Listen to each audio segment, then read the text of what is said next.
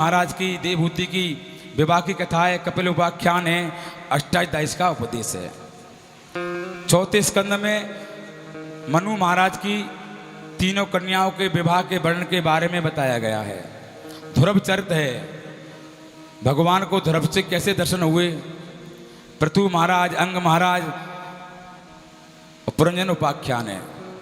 पंचम स्कंद में प्रियव्रत का पावन चरित्र है, ऋषभदेव की कथा है, राजा रघुगण जरभट्ट की कथा है। षष्ठम स्कंद में अजामल उपाख्यान है, भूगोल खगोल का वर्णन दिया गया है।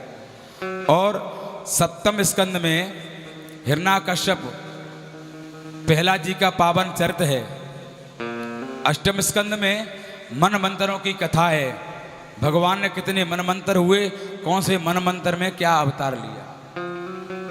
नवम स्कंद में 24 अध्याय हैं, 12 अध्यायों में सूर्यवंश और 12 अध्यायों में चंद्रवंश। दसम स्कंद में 90 अध्याय हैं, 50 अध्यायों में भगवान की बाल लीला, कंस मर्दन, भगवान की बड़ी बड़ी सुंदर लीलाएं की हैं, मथुरागमन। और 50 के बाद उदास चालू हुआ, द्वारकाधीश जाकर के बन गए, बड़े बड़े युद्ध करे, भगवान ने 16,100 विवाह किए, परिवार बढ़ाया। एकादश स्कंद मुक्ति स्कंद है, एकादश स्कंद मुक्ति स्कंद है, जिसमें उद्धव और राम भगवान श्री कृष्ण का पावन चरित्र भी आप लोग सुन रहे थे।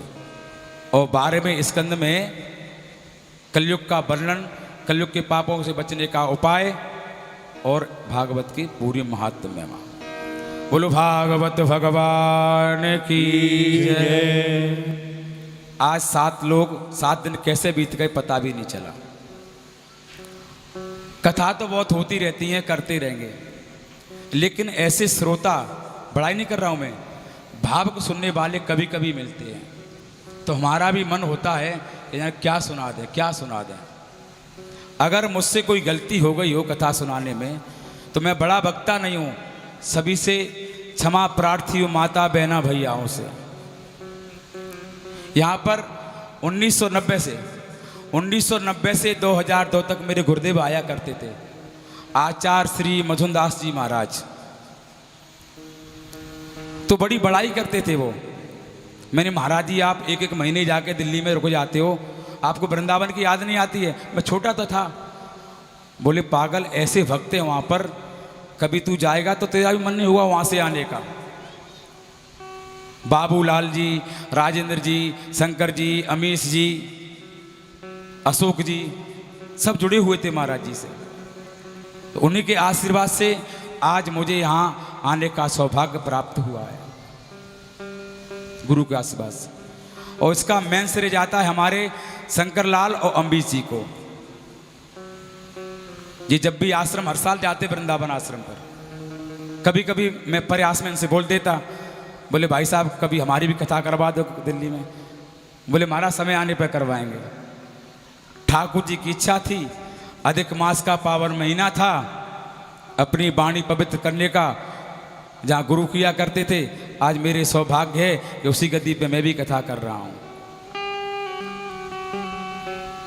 और जीवन में जितना भी समय मिला है, भगवान का भजन करो और कुछ मत करो। भजन के बिना कुछ भी नहीं है संसार में। भजन करते रहोगे तो परमात्मा तुम्हारी रक्षा अपने आप करता रहेगा। कथा में आपने 7 दिन यही सुना। और हमारे कलाकार बंधु आकाश भैया और तबलाबाज वो हमारे पैड वाले भैया, ढोलक मास्टर हमारे, ऑर्गन बजाने वाले भैया, बैंजो बजाने वाले, सब ने बढ़िया साथ दिया हमको। दिल से, व्यास मन से सबको साधुवाद, बहुत बहुत धन्यवाद करता हूँ मैं। और श्रोताओं की तो बातें क्या है महाराज, हर काम में परफेक्ट, जो इशारा हो जाए यहाँ से कब क्या काम हो गया पता ही नहीं लगता है। तो ऐसे श्रोता मिलते हैं तो कथा कहने में आनंद आता है, मन नहीं भरता है कि अभी हमने ऐसा लगता है कि कब कथा को प्रारंभ किया और कब समापन हो गया। तो आइए अंत में श्लोक भागवत जी का सभी लोग बड़े भाव से बोलेंगे। नाम संकीर्तनं यस्य नाम संकीर्तनं यस्य सर्व पाप प्रणाशनम सर्व पाप प्रणाशनं प्रणामो